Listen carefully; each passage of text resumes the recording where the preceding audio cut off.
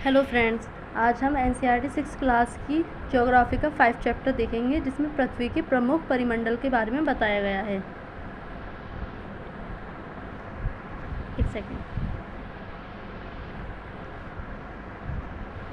परिमंडलों के बारे में हम इसमें पढ़ेंगे, क्या इनका महत्व होता है, हम इस पर किस प्रकार से जीवन जीते हैं, इसके बारे में हम सब कुछ देखेंगे। तो शुरू करते हैं। जैसा कि आप पहले अध्याय में पढ़ चुके हैं कि पृथ्वी एकमात्र ऐसा ग्रह है जहां जीवन है, क्योंकि हम देखते हैं सौरमंडल में एकमात्र ऐसा ग्रह है जो पृथ्वी है जिस पर हम जीवन जी रहे हैं। केवल एकमात्र यही ऐसा ग्रह है जिस पर जीवन संभव है। मानव यहाँ जीवित रह सकता है क्योंकि जीवन के लिए आवश्यक तत्व भूमि, जल अथवा हवा पृथ्वी पर मौजूद हैं। पृथ्वी की सतह ऐसी है जिसमें पर्यावरण के 3 महत्वपूर्ण घटक आपस में मिलते हैं तथा एक दूसरे को प्रभावित करते हैं। पृथ्वी का ठोस भाग जिस पर हम रहते हैं उसे भूमंडल कहा जाता है, यानी कि जिस पर हम चलते हैं, घर मकान बनाते हैं, उसको हम क्या कहते हैं? उसको हम भूमंडल कहते हैं। गैस की परतें जो पृथ्वी को चारों ओर से घेरती हैं उसे वायुमंडल कहा जाता है, जिसकी वजह से हम सांस ले पाते हैं। ऑक्सीजन, नाइट्रोजन, उसको हम वायुमंडल कहते हैं, जहाँ ऑक्सीजन, नाइट्रोजन, कार्बन डाइऑक्साइड तथा दूसरी गैसें पाई जाती हैं। पृथ्वी के बहुत बड़े भाग पर जल पाया जाता है जिसे जलमंडल कहा जाता है। जलमंडल के अंतर्गत सभी प्रकार का जल आता है, चाहे वो समुद्र का जल हो, नदी, झील, बर्फ इत्यादि किसी का भी जल हो, वो सब जलमंडल के अंतर्गत आता है। जलमंडल में जल की सभी अवस्थाएं जैसे बर्फ, जल एवं जलवाष्प सम्मिलित हैं। सभी कुछ आकर इसमें जलमंडल का निर्माण करते हैं। तो हमने देखा भूमंडल, वायुमंडल और जलमंडल। अब हम इनके बारे में विस्तार से पढ़ेंगे। जीवमंडल एक सीमित क्षेत्र है जहां स्थल, जल एवं हवा एक साथ मिलते हैं, जहां सभी प्रकार के जीवन पाए जाते हैं। जब ये तीनों यानी कि भूमंडल, जलमंडल तथा वायुमंडल मिलते हैं, वहां पर जीवमंडल का या जैवमंडल का निर्माण होता है, जिसमें जीवन संभव हो पाता है, जिसमें हम सब रह रहे हैं और यहीं पर सभी प्रकार के जीवन पाए जाते हैं। भूमंडल, पृथ्वी के ठोस भाग को भूमंडल कहा जाता है। यह भूपर्पट्टी की चट्टानों तथा मिट्टी की पतली परतों का बना होता है, जिसमें जीवों के लिए पोषक तत्व पाए जाते हैं, क्योंकि हम इसी भूमंडल से, इसी पृथ्वी से अपने खान पान की सारी चीज़ें पूरी कर पाते हैं, अपने जीवन की सारी चीज़ें पूरी कर पाते हैं, चाहे वो खाने के लिए अनाज हो, चाहे लकड़ी हो या कुछ भी।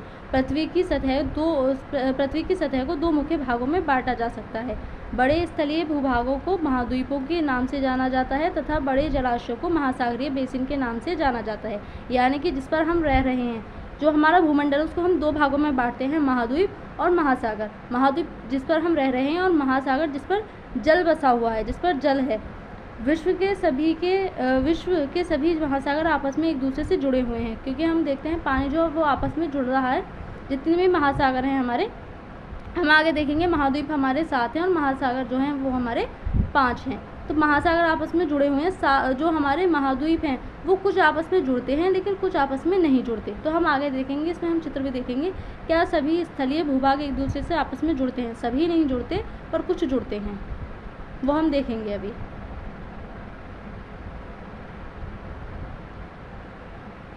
समुद्री जल का तल सभी जगह समान होता है। स्थल की ऊंचाई को समुद्र तल से मापा जाता है, जिसे 0 माना जाता है। समुद्री जल का जो तल है वो, उसका मतलब है जो समुद्र का जो पानी होता है, जो पानी की ऊपरी वाली सतह होती है, ऊपरी वाली, उससे किसी की भी ऊंचाई मापी जाती है। यानी कि जो हम ऊंचाई मापते हैं, चाहे वो पर्वत की हो या पठार की हो, जिसकी भी हम ऊंचाई मापते हैं, वो समुद्र जल के तल से मापते हैं। तल का मतलब ये नहीं है कि पानी की गहराई अंदर जाकर नहीं, क्योंकि वहाँ से तो ज़मीन उबड़ खाबड़ होती है, तो वहाँ से मापना मुमकिन नहीं है।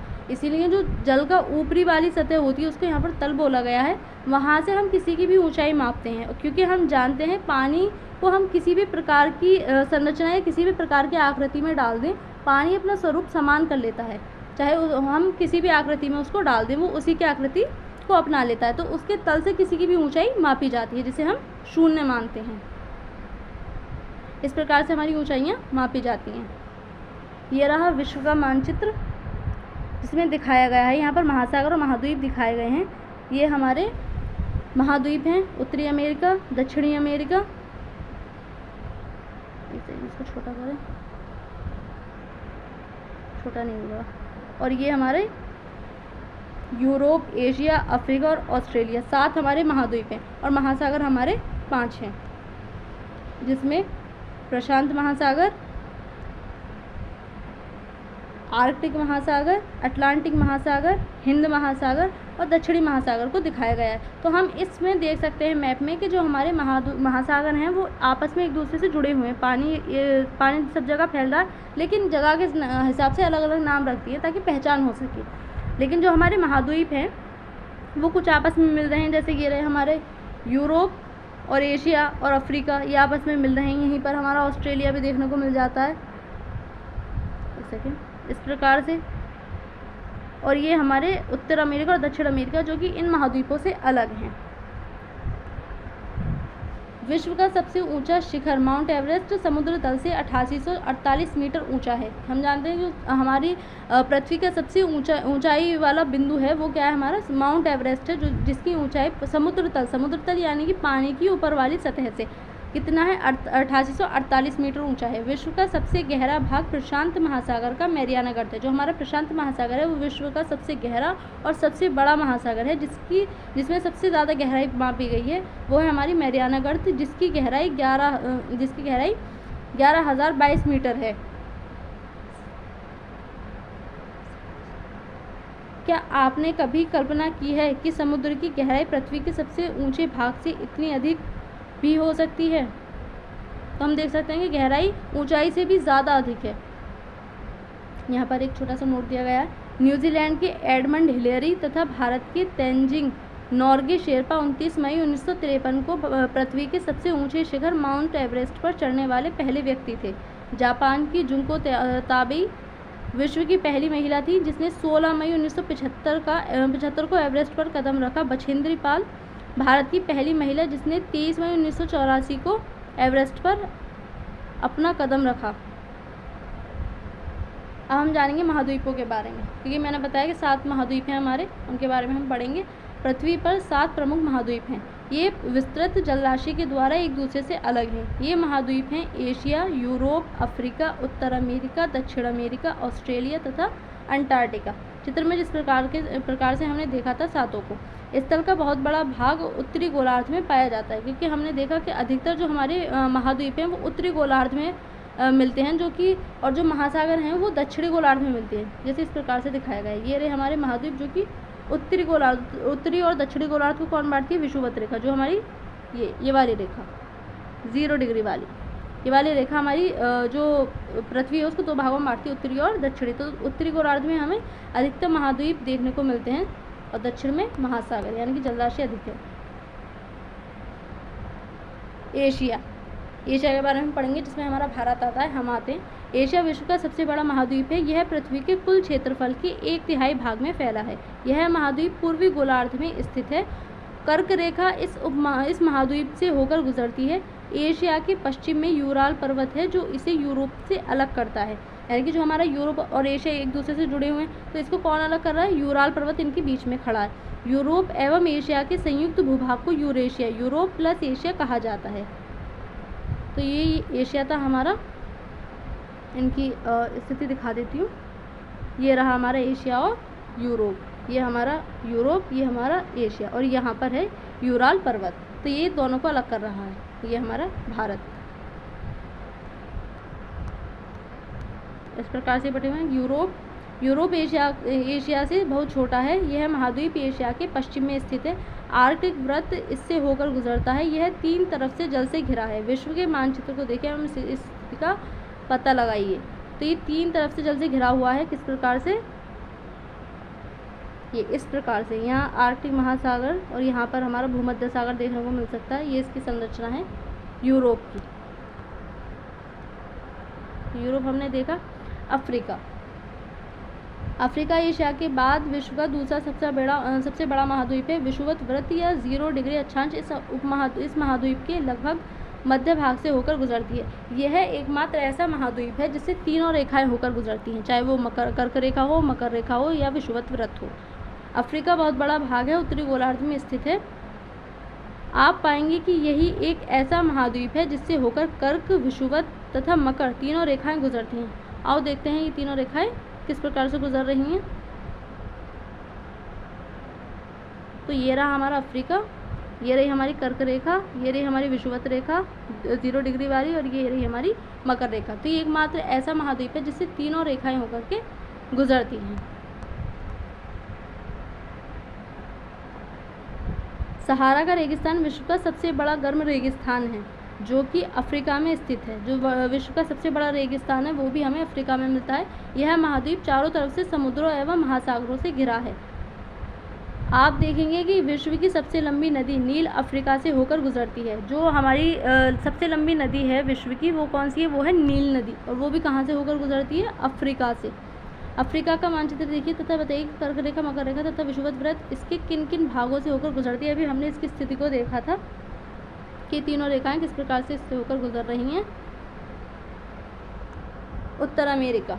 उत्तर अमेरिका विश्व का तीसरा सबसे बड़ा महाद्वीप है। यह दक्षिण अमेरिका से एक संकरे स्थल से जुड़ा है जिसे पनामा स्थल संधि कहा जाता है। अभी हम स्थल संधि और जल संधि को भी देखेंगे क्या होता है।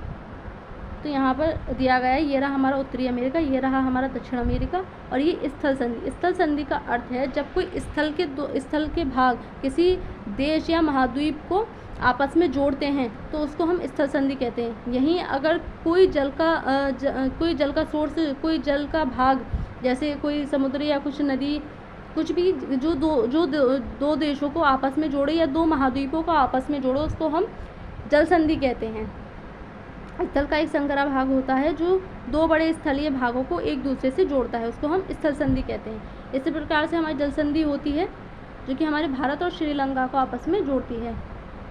जल संधि पानी का संकरा भाग होता है जो दो बड़ी जलराशि जैसे समुद्रों तथा महासागरों को एक दूसरे से जोड़ता है।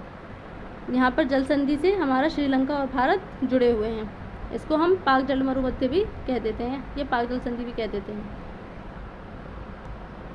यह महाद्वीप पूरी तरह से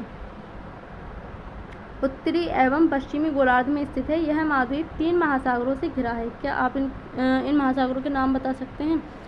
तो ये उत्तरी अमेरिका की बात कर रहा है। आइए एक बार देखते हैं कौन कौन से महासागरों से घिरा हुआ है। तो ये रहा हमारा प्रशांत महासागर, अटलांटिक महासागर तथा यहाँ पर आर्कटिक महासागर। इन तीनों महासागरों से ही घिरा हुआ। और दक्षिण अमेरिका, ये भी प्रशांत महासागर, अटलांटिक महासागर, ये चारों तरफ से ही जो है अटलांटिक और प्रशांत महासागर से घिरा हुआ है।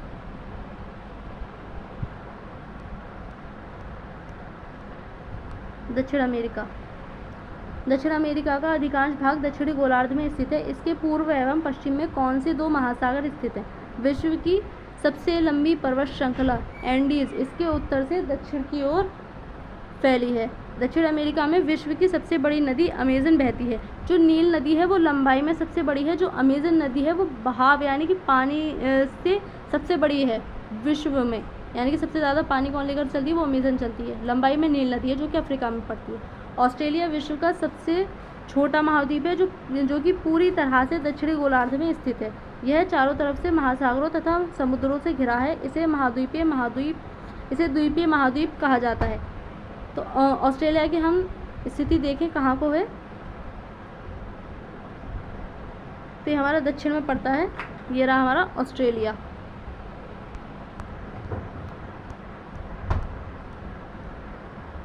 अंटार्कटिका। अंटार्कटिका एक बहुत बड़ा महाद्वीप है जो कि दक्षिणी गोलार्ध में स्थित है। दक्षिण ध्रुव इस महाद्वीप के मध्य में स्थित है। चूँकि यह दक्षिण ध्रुव क्षेत्र में स्थित है इसलिए यह हमेशा मोटी बर्फ़ की परतों से ढका रहता है। जो हमारा अंटार्कटिका है वो दक्षिणी, जो हमारे ध्रुव हैं, ध्रुव साइड पर ये पड़ता है, दक्षिणी ध्रुव पर। तो ध्रुव पर हमें पता है कि सूर्य की किरणें कभी भी सीधी नहीं पड़ती हैं, जिसके कारण वहाँ उसकी सूर्य की ऊष्मा प्राप्त नहीं होती है, जिसके कारण वहाँ का तापमान जो है वो हमेशा माइनस में रहता है, कम रहता है, और वहाँ पर बर्फ़ पड़ती है। इसीलिए वहाँ पर मानव निवास स्थायी संभव नहीं है। यहाँ किसी भी प्रकार का स्थायी मानव निवास नहीं है। बहुत से देशों के शोध केंद्र यहाँ स्थित हैं। भारत के भी शोध संस्थान हैं, इनके नाम हैं मैत्री तथा भारती। ये इसको दक्षिणी गंगोत्री भी कह देते हैं। तो ये हमने महाद्वीपों के बारे में देखा, भूमंडल के बारे में देखा। अब हम देखेंगे जलमंडल के बारे में, यानी कि जल की जितनी भी संरचना है, जल किस प्रकार से, उसके बारे में हम देखेंगे। तो यहाँ पर एक चित्र दिखाया गया है जिसमें 97.5% महासागरों का जल दिखाया है, जो कि लवणीय जल है, यानी कि सैलिनिटी होती है, इसमें नमक की मात्रा अधिक होती है, जो कि पीने योग्य नहीं है। जो हमारा अलवर जल है वो 2.5% है, जिसको हम इस्तेमाल में लाते हैं, उपयोग कर सकते हैं, जिसको हम पी सकते हैं। तो कितनी छोटी सी मात्रा हमारे उपयोग के लिए है। अधिकतर जल वेस्ट वाला है। जलमंडल, पृथ्वी को नीला ग्रह कहा जाता है उसकी जल की उपस्थिति के कारण। पृथ्वी का 71% यानी कि 71% भाग जल तथा 29% भाग स्थल है। यानी कि जो पृथ्वी है उसका पूरे भाग में से 71% हमारी पृथ्वी पर जल है, जबकि 29% ही मात्र भूमंडल है। इसके बावजूद भी हमारी पृथ्वी पर जल की कमी रहती है। जलमंडल में जल के सभी रूप उपस्थित हैं। इसमें महासागर एवं नदियाँ, झीलें, हिमनदियाँ, भूमिगत जल तथा वायुमंडल की जलवाष्प सम्मिलित हैं। पृथ्वी पर पाए जाने वाले जल का 97% से अधिक भाग महासागरों में पाया जाता है एवं वह इतना अधिक खारा है कि उसे उपयोग में नहीं लाया जा सकता, क्योंकि उसमें जो नमक की मात्रा है वो बहुत अधिक है, इसलिए उसको हम उपयोग नहीं कर सकते हैं। यहाँ पर कुछ डिब्बों के माध्यम से दिखाया गया है कि कौन सा महाद्वीप बड़ा है और कौन सा छोटा है। तो सबसे छोटा महाद्वीप हमारा ऑस्ट्रेलिया है। डिब्बे गिनकर हम अंदाज़ा लगा सकते हैं।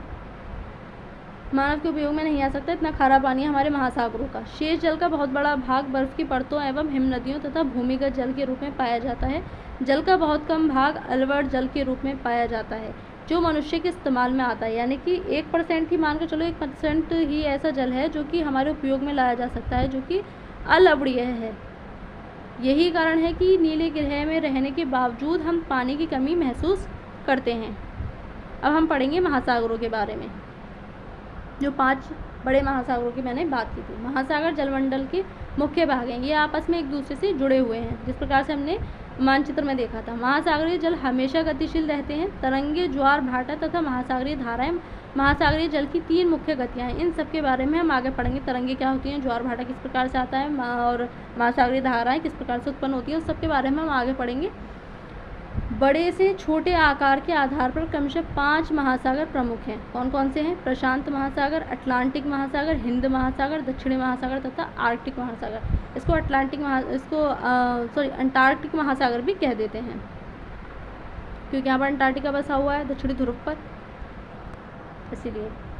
प्रशांत महासागर सबसे बड़ा तथा सबसे गहरा भी यही है। यह पृथ्वी के 1/3 भाग पर फैला है। पृथ्वी का सबसे गहरा भाग मैरियाना गर्त प्रशांत महासागर में ही स्थित है। प्रशांत महासागर लगभग वृत्ताकार है। यह गोल आकृति का है, क्योंकि यह पूर्व से पश्चिम तक फैला हुआ है। एशिया, ऑस्ट्रेलिया तथा उत्तर एवं दक्षिण अमेरिका इसके चारों ओर स्थित है।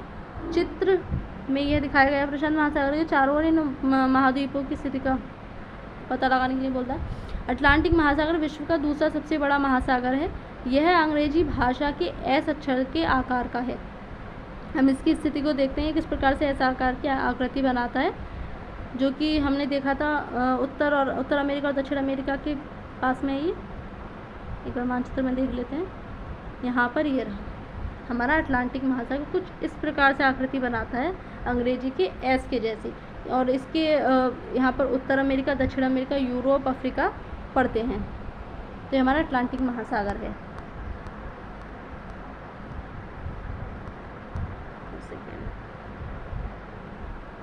ऐसा आकार का है। इसके पश्चिमी किनारे पर उत्तर एवं दक्षिण अमेरिका है तथा पूर्वी किनारे पर यूरोप एवं अफ्रीका है। अटलांटिक महासागर की तटरेखा बहुत अधिक दंतुरित है। दंतुरित का अर्थ है यानी कि बहुत मतलब फटी फटी सी, उबड़ खाबड़ सी, जिस प्रकार से इस चित्र में दिखाया गया है। ये होती है दंतुरत रेखा। इस प्रकार से ऐसी एकदम फटी फटी सी, कांटेदार टाइप। यह अनियमित एवं दंतुरित तटरेखा प्राकृतिक पोताश्रों एवं पत्तनों के लिए आदर्श स्थिति है। व्यापार की दृष्टि से यह सबसे व्यस्त महासागर है, क्योंकि हमें पता है व्यापार अधिकतर जो देश है वो अमेरिका से करते हैं, और अमेरिका इसके पश्चिम में पड़ता है। बीच में कौन पड़ता है? अटलांटिक महासागर। तो ये सबसे ज़्यादा व्यापार की दृष्टि से उपयुक्त महासागर है। हिंद महासागर ही एक ऐसा महासागर है जिसका नाम किसी देश के नाम पर यानी भारत के नाम पर रखा गया है। यह महासागर लगभग त्रिभुजाकार है। इसके उत्तर में एशिया, पश्चिम में अफ्रीका तथा पूर्व में ऑस्ट्रेलिया स्थित है। दक्षिणी महासागर अंटार्कटिका महाद्वीप के चारों ओर से घेरता है। यह अंटार्कटिका महाद्वीप से उत्तर की ओर 60 डिग्री दक्षिणी अक्षांश तक फैला हुआ है।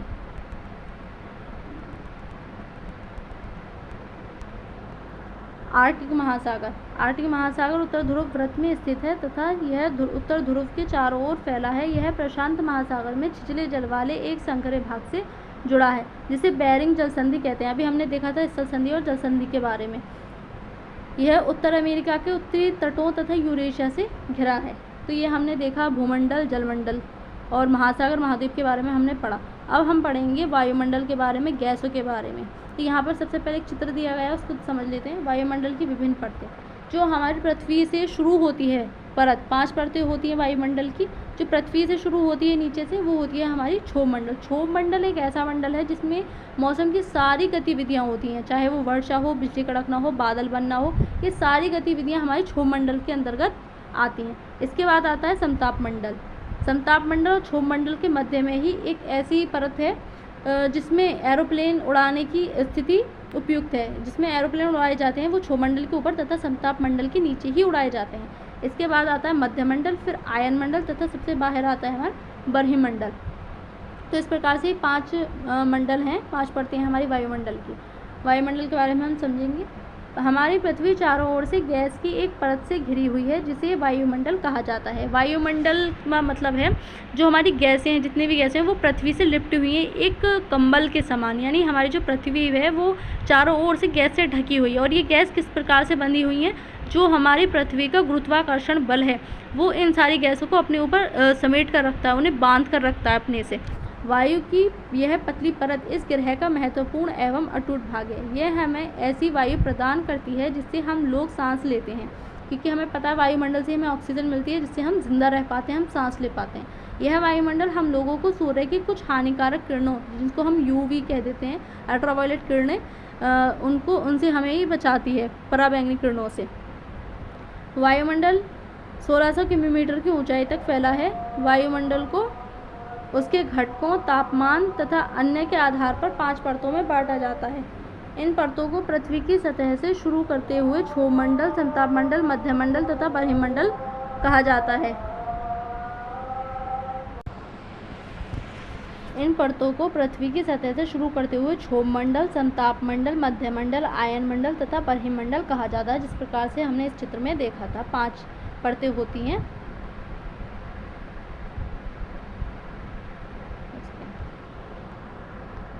वायुमंडल मुख्यतः ऑक्सीजन एवं नाइट्रोजन का बना है, जो कि साफ तथा शुष्क हवा का 99% यानी कि 99% भाग है। आयतन के अनुसार नाइट्रोजन 78%, ऑक्सीजन 21% तथा दूसरी गैसें जैसे कार्बन डाइऑक्साइड, ऑर्गन इत्यादि की मात्रा 1% है। यानी कि 99% जो हमारी गैसें हैं वायुमंडल में वो कौन सी हैं, नाइट्रोजन और ऑक्सीजन। और जो 1% गैसें वो अदर गैस होती हैं, जैसे कार्बन डाई या ऑर्गन वगैरह, जितनी भी हमारी और गैसें होती हैं वो 1% है बस। ऑक्सीजन सांस लेने के लिए आवश्यक है, जबकि नाइट्रोजन प्राणियों की वृद्धि के लिए आवश्यक है। कार्बन डाइऑक्साइड यद्यपि बहुत कम मात्रा में है, लेकिन यह पृथ्वी के द्वारा छोड़ी गई ऊष्मा को अवशोषित करती है, जिससे पृथ्वी गर्म रहती है। ये कहते हैं ना कि कार्बन डाइऑक्साइड हानिकारक है। कार्बन डाइऑक्साइड हानिकारक नहीं है, कार्बन डाइऑक्साइड की बढ़ी हुई मात्रा हानिकारक होती है। जब कार्बन डाइऑक्साइड अधिक हो जाती है तो वो पृथ्वी पर आने वाली जो किरणें होती हैं वो अधिक शोषित कर लेती है, उनको ज़्यादा बाहर जाने नहीं देती, जिसके कारण पृथ्वी का तापमान बढ़ जाता है। और हमारा ग्लोबल वार्मिंग जो हो रहा है वो इसी कारण से हो रहा है, क्योंकि हमारे पृथ्वी पर CO2 की मात्रा बहुत अधिक बढ़ चुकी है। तो CO2 होना गलत नहीं है, CO2 की बढ़ी हुई मात्रा गलत होती है। अगर CO2 ना हो तो पृथ्वी, जो सूर्य की किरणें आती हैं पृथ्वी पर, वो पृथ्वी से वापस चली जाएँ सारी, और यहाँ का टेम्परेचर बिल्कुल -, पर चला जाए, जिससे मानव जीवन बहुत प्रभावित हो सकता है, बल्कि सभी जीवन प्रभावित होंगे। इसीलिए ये उचित स्थिति नहीं है। तो कार्बन डाइऑक्साइड का होना भी आवश्यक है, लेकिन इसकी बढ़ी हुई मात्रा खतरनाक होती है, जिससे हमारी ग्लोबल वार्मिंग हो रही है आज के टाइम में। यह पौधों की वृद्धि के लिए भी आवश्यक है, क्योंकि हमें पता है पेड़ पौधे क्या लेते हैं, कार्बन डाइऑक्साइड। ऊंचाई के साथ वायुमंडल के घनत्व में भिन्नता आती है। यह घनत्व समुद्री तल पर सबसे अधिक होता है तथा जैसे जैसे हम ऊपर की ओर जाते हैं यह तेजी के साथ घटता जाता है। आप जानते हैं कि पहाड़ों पर पर्वतारोहियों को हवा के घनत्व में कमी होने के कारण सांस लेने में कठिनाई होती है, क्योंकि जो हमारा ऑक्सीजन है वो नीचे है अधिकतर। जो ऊपर हम जैसे जैसे हम ऊंचाई पर जाएंगे तो ऑक्सीजन की कमताई होती चली जाती है, जिसमें एरोप्लेन में भी जब कुछ बुरी स्थिति होती है तो ऑक्सीजन वहाँ पर मौजूद होते हैं। ऊंचाई पर सांस लेने के लिए उन्हें अपने साथ ऑक्सीजन सिलेंडर लेकर जाना पड़ता है। जब कोई माउंट एवरेस्ट या किसी भी पहाड़ पर चढ़ता है तो उसको ऑक्सीजन की आवश्यकता होती है, जिसके लिए वो ऑक्सीजन सिलेंडर लेकर चलते हैं। जैसे जैसे हम ऊपर की ओर जाते हैं तापमान भी घटता जाता है, क्योंकि हमें पता है तापमान कब बढ़ता है, क्योंकि पृथ्वी जो है वो सूर्य की किरणों को अवशोषित करती है। इसी कारण से हमारी पृथ्वी का तापमान जब वो अवशोषित कर लेती है तो उसका विकिरण निकलता है पृथ्वी से।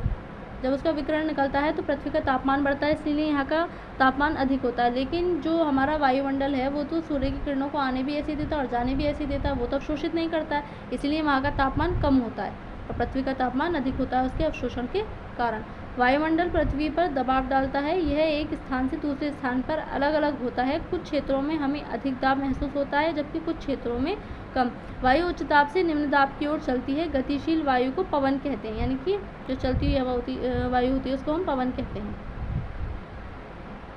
यहाँ पर एक चित्र दिया गया है जिसमें दिखाया गया है वायुमंडल, स्थलमंडल तथा जलमंडल, और इन तीनों के इंटरेक्शन से जो ये आपस में मिल रहे हैं वहाँ पर हमारा जैव मंडल या जीव मंडल देखने को मिलता है, जहाँ पर जीवन संभव है, क्योंकि जीवन के लिए तीनों ही आवश्यक हैं, तभी जीवन संभव हो पाएगा। अब हम जानेंगे जीव मंडल के बारे में। जीव मंडल स्थल, जल तथा हवा के बीच एक सीमित भाग है। यह वह भाग है जहाँ जीवन मौजूद है। यहाँ जीवों की बहुत सी प्रजातियाँ हैं जो कि सूक्ष्म जीवों तथा बैक्टीरिया से लेकर बड़े स्तनधारियों के आकार में पाई जाती हैं। मनुष्य सहित सभी प्राणी जीवित रहने के लिए एक दूसरे से तथा जीव मंडल से जुड़े हुए हैं। जीव मंडल के प्राणियों को मुख्यतः दो भागों, जंतु जगत एवं पादप जगत में विभक्त किया जा सकता है। जो हमारा जंतु जगत है, इसमें मनुष्य हो गया, जानवर हो गए, पक्षी वगैरह जितने भी ये हैं, उन सबको हम किस में रखते हैं? जंतु जगत में। जो हमारे पादप जगत होते हैं उसमें हम पेड़ पौधे वन ये सब रखते हैं। पृथ्वी के ये तीनों परिमंडल आपस में पारस्परिक क्रिया करते हैं तथा एक दूसरे को किसी न किसी रूप में प्रभावित करते हैं। उदाहरण के लिए लकड़ी तथा खेती के लिए वनों को काटा जाए तो इससे ढलुआ भाग पर मिट्टी का कटाव तेजी से होने लगता है। जब हम वनों को काट देंगे, क्योंकि वन मिट्टी को रोक कर रखते हैं, अगर हमने वनों को ही काट दिया तो मिट्टी हमारी सारी बह जाती है, उसके पोषक तत्व भी बह जाते हैं, जिससे वो उपजाऊ भी नहीं हो पाती है। इसी प्रकार प्राकृतिक आपदाएं जैसे भूकंप से पृथ्वी की सतह में परिवर्तन हो जाता है। हाल ही में सुनामी के कारण अंडमान एवं निकोबार द्वीप समूह का कुछ भाग पानी में डूब गया। झीलों तथा नदियों में दूषित पदार्थों के प्रवाहित होने से उनका जल मानव के इस्तेमाल के लायक नहीं रह जाता है। यह जल दूसरे जीवों को भी नुकसान पहुंचाता है। उद्योगों, तापीय विद्युत संयंत्रों तथा गाड़ियों का उत्सर्जी पदार्थ वायु को प्रदूषित करता है, क्योंकि उनसे जो धुआं निकलता है वो हमारे वायुमंडल को प्रदूषित कर रहा है। कार्बन डाइऑक्साइड की मात्रा बढ़ रही है, जिससे तापमान बढ़ रहा है, ग्लोबल वार्मिंग हो रही है। कार्बन डाइऑक्साइड वायु का एक महत्वपूर्ण घटक है, लेकिन कार्बन डाइऑक्साइड की मात्रा में वृद्धि के कारण पृथ्वी के तापमान में वृद्धि हो रही है। मैंने बताया कि वायुमंडल में जब कार्बन डाइऑक्साइड बढ़ेगा तब तक पृथ्वी का तापमान बढ़ेगा। इसे भूमंडलीय तापमान कहा जाता है। इसलिए भूमंडल, वायुमंडल तथा जलमंडल के बीच के प्राकृतिक संतुलन को बनाए रखने के लिए पृथ्वी के संसाधनों को सीमित उपयोग की आवश्यकता होती है। जब तक हम पृथ्वी के जो संसाधन हैं उनका सीमित उपयोग करेंगे, उचित उपयोग करेंगे, तब तक संसाधन भी हमें सही तरह से नेचर हमारे साथ सही रहेगा। लेकिन अगर हमने नेचर के साथ छेड़छाड़ करी तो नेचर भी फिर हमारे साथ अच्छी वाली छेड़छाड़ करेगा। और हम देखते हैं कि भूकंप, वो जो पहाड़ों का गिरना है, मिट्टी का कटाव इत्यादि हो रहे हैं, वो सब मानव के अधिक लालच के कारण ही हो रहा है। तो ये चैप्टर यहीं तक था। आज के लिए इतना ही। Thank you.